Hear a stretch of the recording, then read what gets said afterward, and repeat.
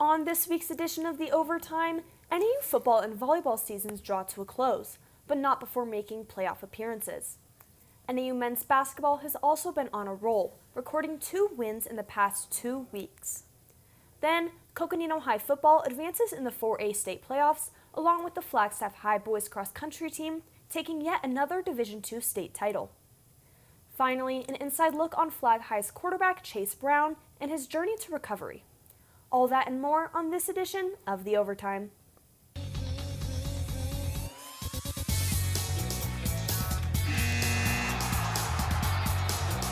Hello and welcome to this week's edition of the Overtime. I'll be your host, Brooklyn Grizel, and today I'm joined by Catherine Lemish making her on-desk debut. Catherine, tell me, are you excited to be on the show tonight? Absolutely, Brooklyn. I'm so excited to be here tonight. I can't wait to dive into all the action with you, so let's hop right in. Let's do it. Did you happen to catch the NAU football game on Saturday? How could I miss it? Did you see those 2 interceptions by Jalen Wesley? Yes, I did. Catherine, it felt like deja vu seeing Colby Katzitz in the end zone again and again. The win was not an easy one, but that only makes it more impressive. It seemed fitting that Colby Katzitz saved the best game of his career for his senior day. The senior wide receiver set a single-game career high with 148 receiving yards and 3 touchdowns, helping the NAU football team hold off Cal Poly 35-27 Saturday in the Sky Dome. Katzitz credits his success to his chemistry with junior quarterback Ty Pennington, who surpassed 5,000 career passing yards in Saturday's win to keep the Lumberjacks' playoff hopes alive. I see something, I tell him, he sees something, he tells me, and we really try to, get those finer details in tune, and that's why we're able to go out and do what we do throughout the whole wide receiver core, not just me. Katzitz was also named Big Sky Co-Offensive Player of the Week, his second week in a row receiving recognition. The Lumberjacks jumped out to a 22-10 lead late in the second quarter, but the Mustangs grabbed momentum with a Hail Mary touchdown pass just before halftime. Nonetheless, the Lumberjacks responded with an explosion out of the locker room, as the team was not ready to back down for their last home game. Katzitz scored his 3rd touchdown just 2 minutes into the 3rd quarter, putting NAU up 29-17. Cal Poly cut the lead to 1 score and was driving deep in Lumberjack territory when senior Jalen Wesley grabbed his 2nd interception of the game with just over 2 minutes left, putting an end to the Mustangs' fight. Head coach Brian Wright says it was important for him to give back to the seniors who have done so much for the program. It meant an incredible amount to go out with those guys at home today with a win. It was the number 1 mission that we threw up on the board in our Sunday meeting, that we're going to battle for these guys. Our program is about service and always doing something for somebody else in the teamwork, but it was pretty special. But it's not goodbye yet for the seniors. NAU will travel to Utah to take on Weber State with a playoff spot on the line. Brooklyn Grizel, NAZ Sports. Although the Lumberjacks have not beat any ranked teams, their recent wins against Cal Poly in Northern Colorado have put them in a good playoff position. That's right, Brooklyn. The Lumberjacks do have a very strong opportunity to punch their ticket if they can take down Weber State this weekend. They're riding momentum into the matchup with a 7-4 record and a 4-3 record in the Big Sky. All great points, Catherine. Now, in case you missed it, NAU's men's basketball team took on Embry-Riddle on Tuesday. That's right, Brooklyn. The Lumberjacks secured the win with a score of 108-79. Sports reporter Nicole Parker was there to cover all the action. NAU men's basketball dominated Embry-Riddle with a 108-79 score. The Lumberjacks showed their depth with 5 of their players scoring into the double figures, which was led by Isaiah Shaw, who had a career high with NAU at 20 points. It feels great. I mean, a win is a win.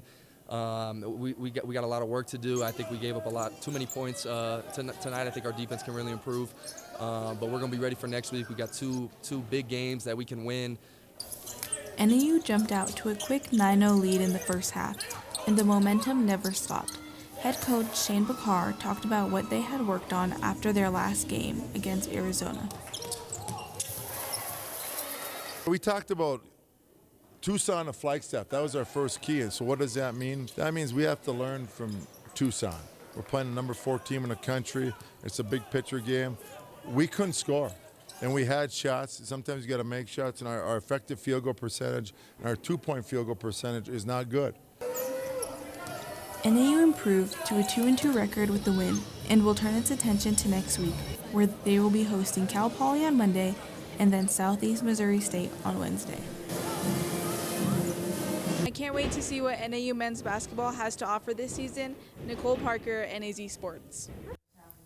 Also happening in Real Activity Center, NAU women's volleyball has had an unforgettable season thus far. Becoming the regular season champions this past weekend, they're looking to bring that energy to the Big Sky Conference Championship next week. It looks like NAU sports have been on fire lately. Women's volleyball is undefeated at home, and their most recent game was definitely a memorable one, with the second set going all the way to 44 points. They need her to put the ball down here to win this. That's the pass NAU needs. Shulikov. Northern Arizona wins the marathon. That was just insane. 44 points in the second set. NAU women's volleyball had themselves a day. I was glad to see them come out on top. Crazy stuff. Anyways, I think it's time we head into a break. You are absolutely right, Brooklyn. After this break, we'll be diving into high school cross country and highlights from Coconino football. Stay tuned, you won't want to miss it.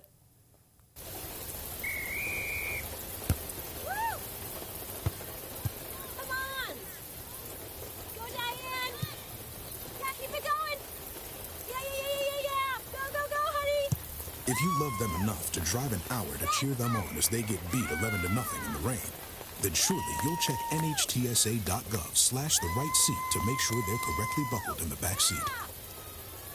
Throw that ball, Diane. Woo! You got this. Emma, did you hear? Todd's in the hospital. Who's Todd? He got a collapsed lung from vaping. He thought it was cool. Not cool. Promise you won't vape, Emma. It can lead to a lifelong addiction, and we can't be friends if your lungs collapse. Bogus. Wacky sitcom teens aren't the best people to talk to your kid about vaping. Hey, you got a minute? You are. Start the conversation with your child about vaping today. Welcome back. Our NAZ sports reporters had their first Get Out There trip of the semester. Adriana Sparks has more on Volte Arch. Hiking is one of the best ways to interact with nature, especially in Arizona. But of Sedona's many scenic wonders, Volte Arch is one of the most unique. The hike to Volte Arch begins at the Sterling Pass trailhead, which is along Highway 89A, and you'll find pines, oaks, maples, and manzanitas before trailing up a steep switchback to a view of the rock formation called the Chieftain, and you'll enjoy incredible views along the way. Many local indigenous tribes believe the area to be sacred. The Hopi and the Yavapai believe that the Red Rocks have spiritual healing powers where Earth's energetic meridians cross. It's certainly a unique feeling of solace and tranquility along the Sterling Canyon. Whether that's due to spiritual energy or the haunting history of the trail is hard to determine. The arch is named in memory of Gerard Volte, a promising aviation engineer and entrepreneur. In January 1939, Volte and his wife Sylvia were on the final leg of a flight from Winslow, Arizona to their home in California when they were caught in a blizzard. Volte, who was flying without radio apparatus, was unable to find his way out. The young couple tragically died in a plane crash just a few hundred feet from the canyon brink. With 7 miles round trip and over 1,000 feet of elevation gain, hikers have plenty of time to honor Jerry's memory and enjoy the sights and sounds of Sedona. Adriana Sparks, NAZ Sports. Wow, Brooklyn, that looks like so much fun. Maybe you and I will have to go sometime. I think we should, Catherine. It looks very pretty, and there's a lot of history there, too. Speaking of history, Coconino football had their second round playoff match against Bradshaw Mountain last Friday. Such a big win for the Panthers. Did you know they haven't won a road playoff game in 40 years? And to do it against their rivals is absolutely amazing. They've actually never even won 2 playoff games in a row. Let's look at some highlights. The Panthers defense set the tone early, stuffing the Bears and holding star back Kylan Jackson in check. Gavin Morin's fourth down rumble put Coconino up 10-0 at the half. And after Bradshaw closed to within 3, Jake Hanley sealed it late with a deep strike to Austin Rass. Dylan Collado added 2 scores as time expired to give the Panthers in a decisive victory. After that dominant win, the Panthers are headed into the matchup with Yuma, ranked 6th, with a ton of confidence. This next game is going to be intense. As always, coverage will be available right here on the OverTime. Now, we can't forget about Flagstaff competing in the Division II state meet this past weekend. Yes, sports reporter Asia Jensen is in studio to share more. Flagstaff High School continues to dominate Arizona distance running. At the 2025 state championships in Phoenix, Arizona, the Eagles brought home individual sweeps for both boys and girls, along with another state team title for the boys. High School dominated at the 2025 state championships. Senior Taylor Begambler captured the D2 girls title with a time of 18 minutes and 44 seconds. I mean, it's really amazing. It's just like an emotional moment for me, and I've been wanting to win state ever since my freshman year, so. Following Begambler, sophomore Kylan Taylor took third and helped secure a second-place team finish for the Lady Eagles. Johannes Van Meeren not only took the D2 title, but broke a 15-year-old course record. Oh, well, great feeling. Like I said, can't get too excited about it. I know it's going to be broken again. Probably, I'm saying in 2 years it's going to be broken. I could see someone breaking it. But yeah, excited for the time that I have it. It's going to be gone soon, probably. So, yeah, just happy that I have it for right now. With Van Meeren's time of 14:56 and a 1-2 finish alongside Alex Bland, the boys led the Eagles to another powerful state title. The Eagles will continue building momentum for next week's Nike Cross Regionals meet. Flagstaff making a serious statement heading into the Southwest Nike Cross Regionals. We'll see if they can carry that same steep meet fire into Mesa this weekend. Such a dominant program. I'm excited to see what this upcoming track season holds for these boys and girls as well. I'm excited as well, Brooklyn. Track definitely holds a special place in our hearts. Stay close because after this break, we have a very special story. We sure do. Don't go anywhere. Live with a human for a while and you get to know a few things. Like, I know she's actually not a morning person. I know she does strange tricks for no treats. I know that water makes her howl like crazy. I even know how the floor stays so clean. She's quick. But the one thing I will never for the life of me know is how she gets so tiny and inside that box. Natalie, how do you get so tiny?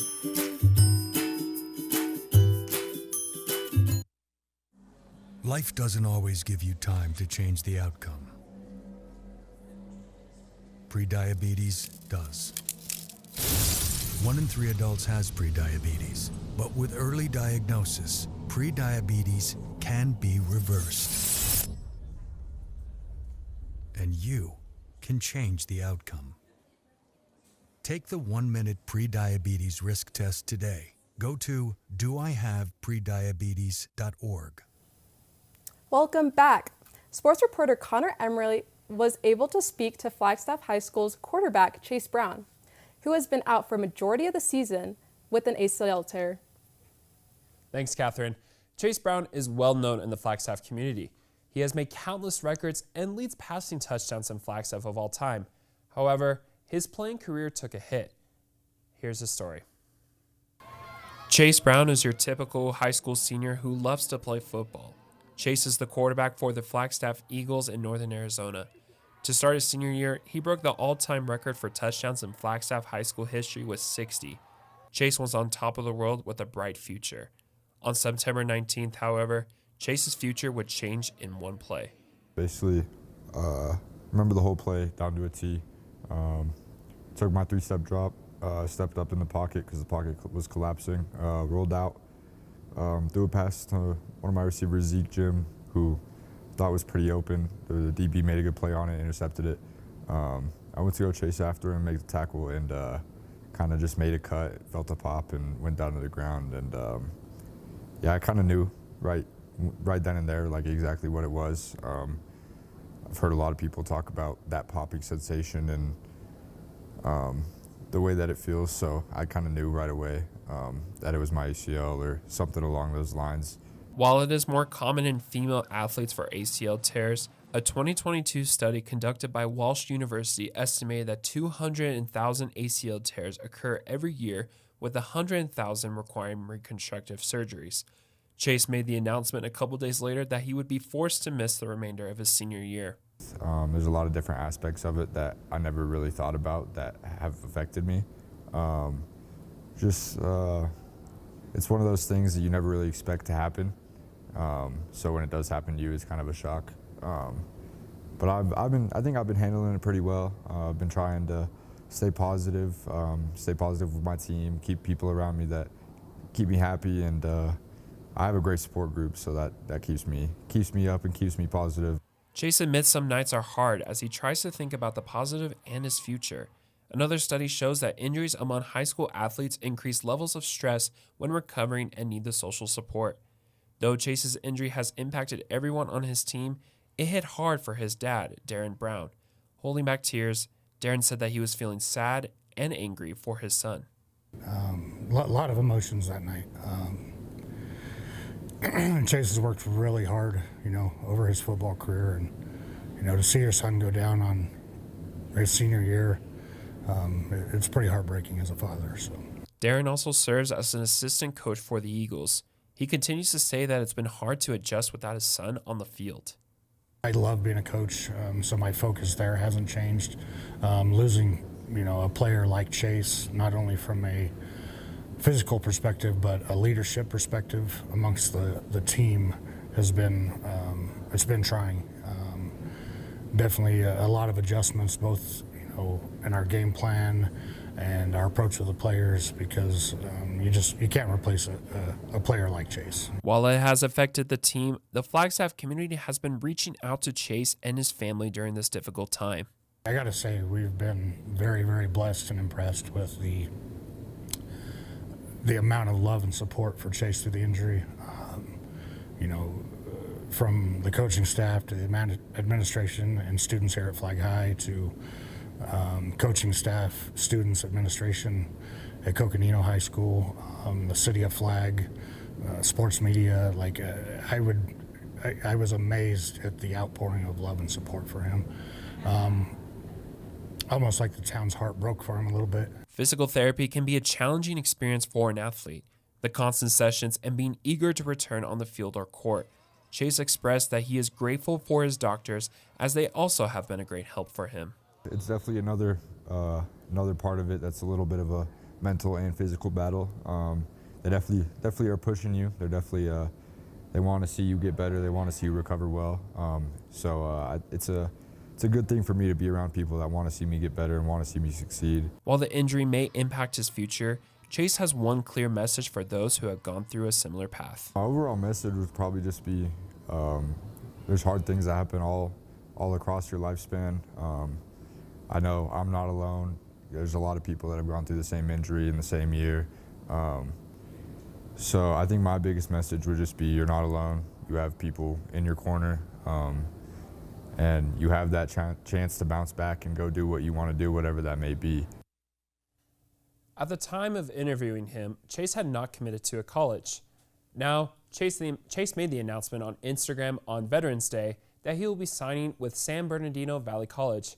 Congratulations to Chase and his family. Back to you guys at the desk. What an awesome story. We're all wishing Chase a speedy recovery. Anyways, that's all the time we have tonight.